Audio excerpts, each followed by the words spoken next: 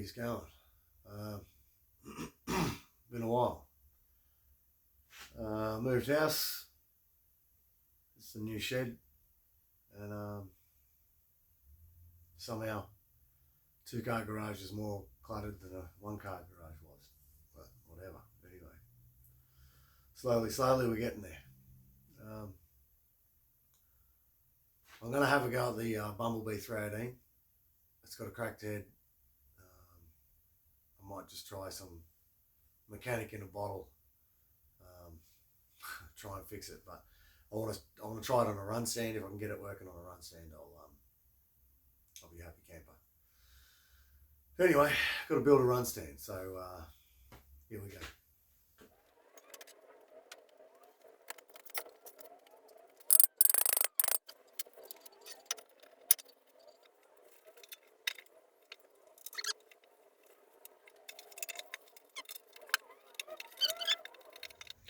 So yeah, there we are, old 318 poly with a cheap oil pan on it. It's the Chrysler Industrial marine transmission bell housing that came off the 318-3. The Bumblebee 318 is actually 318-3, legit industrial 318. But that's the bell that came with it when I got it. I figured the only bell I've got that'll attach or detach from the trans. So yeah, I'm just gonna use this to size things up a bit. But yeah. Alright, bit of progress. There's a LA timing cover and water pump on the old poly block. Now I'm going to mock up the radiator and see if I can get an idea of the length.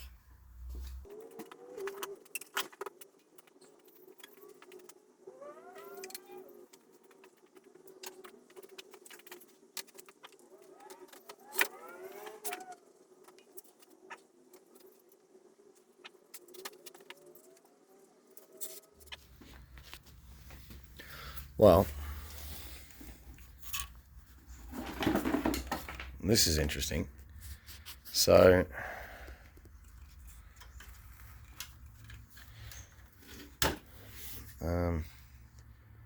this is the radiator that I got with the blown up 360 and the pump and the hoses.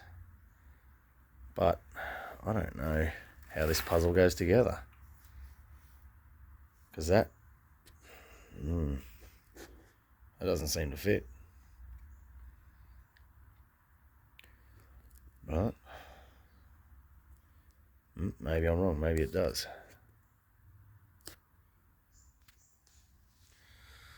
Alright, well I've decided it needs an intake manifold. So in that case it needs a cylinder head, or 2 cylinder heads. So in that case I've had to pull so here's the major difference between a poly and a LA. So you can see that there is an oil return hole, but in an LA it needs to be drilled, and you pull your dowel out of here and put your dowel in there.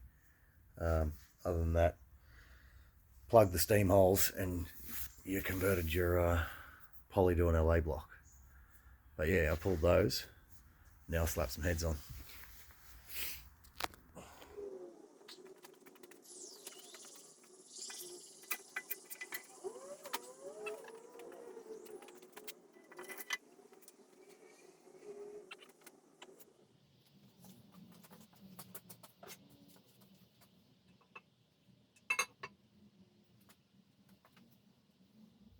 Alright, couple bolts in there.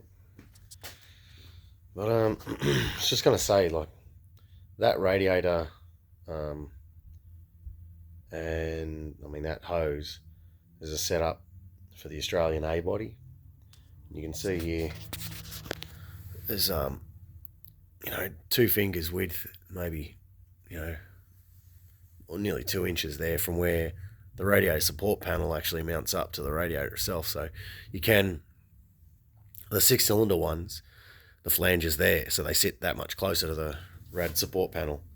The Australian A body is 2 3/4 inches longer in the nose, because the Australian 6-cylinder, the Hemi 6, is has the same bore spacing as the small block. And so, being that there's 6 in a row instead of 4 in a row, the snout of the car needed to be longer. So this thing is the last of the American steel with the shorter nose on them. The model after this went to, slightly longer nose.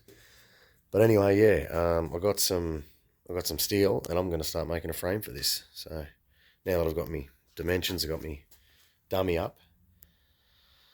I figure if I use the Australian, the Australian A-body dimensions in the distance, it'll work better for if I throw a big block on it. Big block's a little bit bigger and a bit longer. So this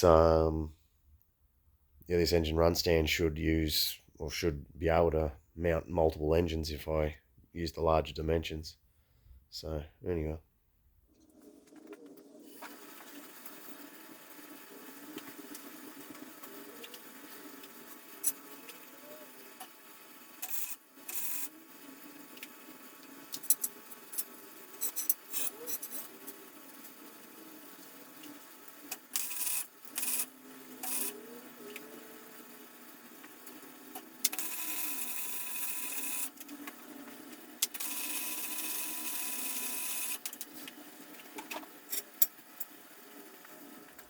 All right.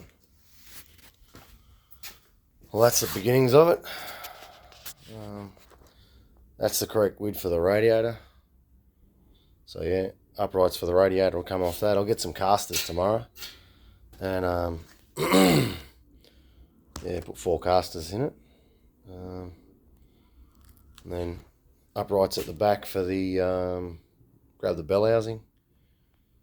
Maybe 1 bow in the middle there to support where the engine mounts are going to go. And then 2 uprights for the rad. She's pretty well right.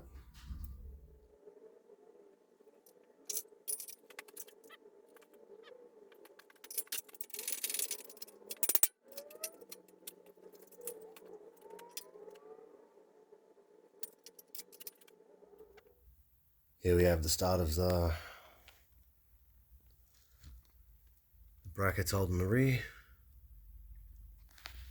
It's that's where the starter motor goes, so it's interesting enough. It's yeah, it's not in the conventional place. This Chrysler industrial stuff's a bit different, but yeah. Right, next. Yes.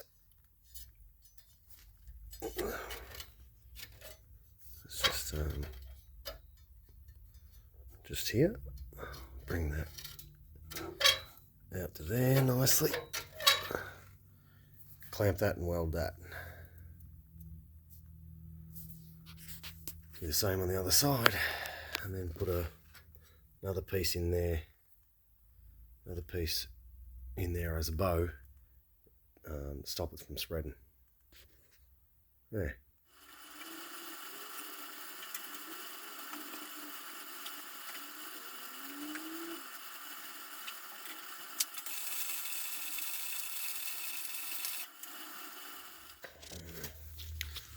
So there they are, both in. Yeah, it looks good. Yeah, it's down on its own weight now. I even started, that's for the radiator. Even started on that. So I'll get into that in a minute and we'll keep rolling on.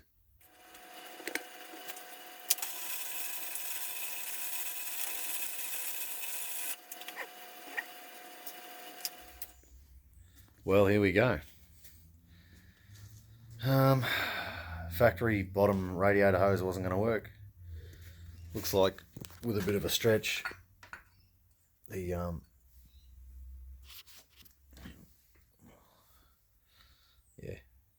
minor stretch in the top radiator hose, factory radiator hose, should work. It's got a few bolts in it, so that's nice. Figuring out where I'm putting the battery. It's just sitting there on a piece of timber at the moment. And I think put the switch panel here above the battery.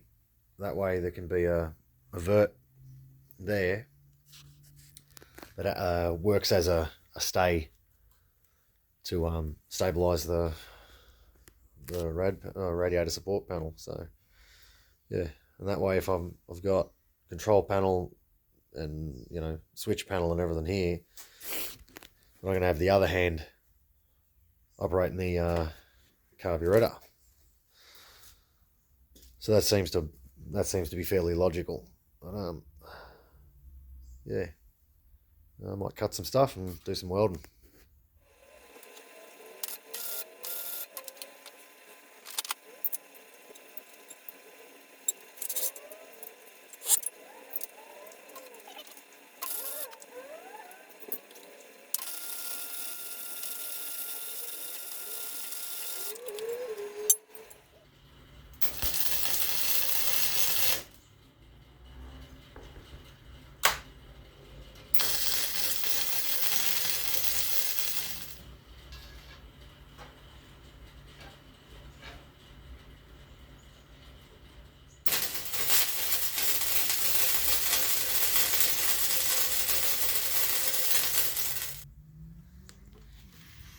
Alright, well, I've done a fair bit of welding, threw some bits and pieces on this motor to get me enthusiastic again, spark a bit of enthusiasm.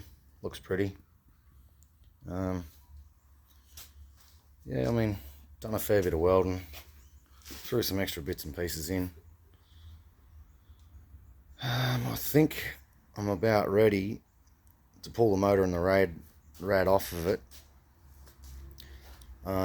fully weld it and weld the casters on, and then drop the Bumblebee 318 on it. That's pretty much getting to that stage. But yeah, it's looking good. Pretty happy with it. I mean, I got to cut some more pieces for that and mount the switch panel. But yeah, pretty happy. I mean, it's more or less complete.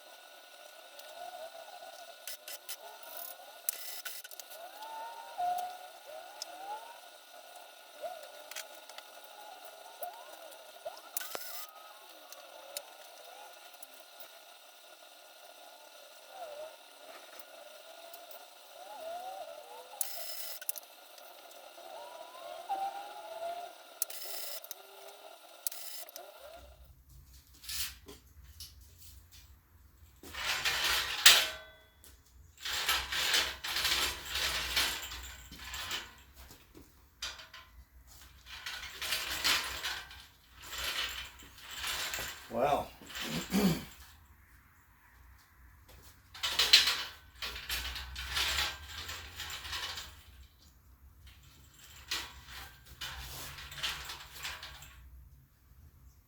pretty good. Well, I think that's it. That's pretty well there anyway. I won't be mounting it on there just yet for a while. I gotta get that. So there's the bench seat for this thing. I gotta get it back together because I need the shed space. I need I got to sell one car and I got to service another one before I got to. Well, I got some repairs to do on the tow pig before I can sell another car. I got to. Yeah, it's musical cars. Shift one, move this to get to that, but I need to be able to drive this, so it needs a front seat so that I can drive this to get it out, clear the shed space, and anyway. So I won't be doing this for a while, but that was fun. Bit of a project to keep my mind alive, and yeah, pretty happy with that. I mean, it's lightly built, but it doesn't have to drive down the road. It's only got to sit and have an engine running on it. Only cost me maybe $100 to build, so pretty happy with it. Anyway, talk to me in the comments, fellas, and I'll see you again soon.